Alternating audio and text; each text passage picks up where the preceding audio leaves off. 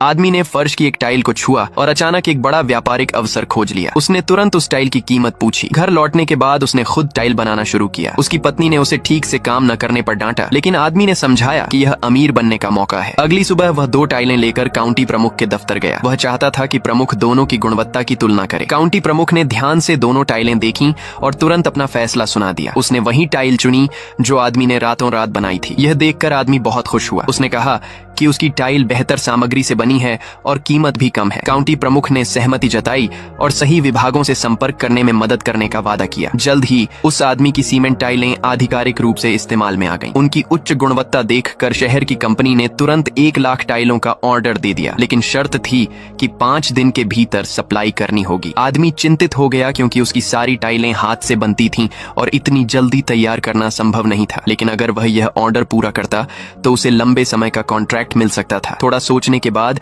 उसने दांत भींचकर हाँ कर दी। घर लौटकर उसने अपने सारे रिश्तेदारों को बुलाया और सबने रात भर मिलकर टाइलें बनानी शुरू की। लेकिन इतने बड़े ऑर्डर के लिए उनकी रफ्तार बहुत धीमी थी। जब शहर की कंपनी का ऑर्डर अधूरा ही था, तभी बाहर की एक कंपनी ने भी उससे काम करने की इच्छा जताई। रिश्तेदारों को थका हारा देखकर आदमी घबरा गया। उसे समझ आया कि इस तरह काम पूरा नहीं हो सकता, इसलिए उसने प्रोफेशनल मशीनें खरीदकर उत्पादन शुरू करने का फैसला किया। लेकिन काउंटी प्रमुख का मानना था कि उसे ऑर्डर उसकी हाथ से बनी टाइलों की गुणवत्ता की वजह से मिला है। आदमी ने तुरंत वादा किया कि अगर मशीनों को वह खुद मॉडिफाई कर ले तो उनसे बनी टाइलें पहले से भी बेहतर होंगी। मगर हर मशीन की कीमत 2 लाख थी और उसके पास इतने पैसे नहीं थे। ये सुनकर काउंटी प्रमुख ने सरकारी मदद दिलाई। जब मशीनें तैयार हुईं तो एक और समस्या खड़ी हो गई। आसपास के गांवों में पर्याप्त बजरी ग्रेवल नहीं बची थी। काउंटी प्रमुख ने बैठक बुलाई। पता चला कि जल विभाग ने अभी अभी एक नदी की सफाई की थी और उनके पास बहुत सारी बजरी पड़ी थी जिसका कोई उपयोग नहीं था। वह बजरी टाइल फैक्ट्री भेज दी गई। इस तरह कच्चे माल की समस्या भी हल हो गई। फैक्ट्री में बजरी से भरा ट्रक आता देख आदमी बहुत खुश हुआ। काउंटी प्रमुख की मदद से उसका टाइल व्यवसाय दिन ब दिन बढ़ता गया। 1 साल बाद उसने एक कंपनी शुरू की और यहाँ तक कि सरकारी नेताओं से पुरस्कार भी प्राप्त किया। लेकिन जब काउंटी नेता उसकी फैक्ट्री का दौरा खत्म कर रहे थे तो आदमी ने काउंटी प्रमुख को एक रहस्यमय डिब्बा दिया। जैसे ही प्रमुख ने उसे खोला, उसका चेहरा तुरंत बदल गया। उसने धीरे धीरे मोटी गड्डी नकदी की निकाली। ये देखकर बाकी सभी नेता तुरंत गंभीर हो गए।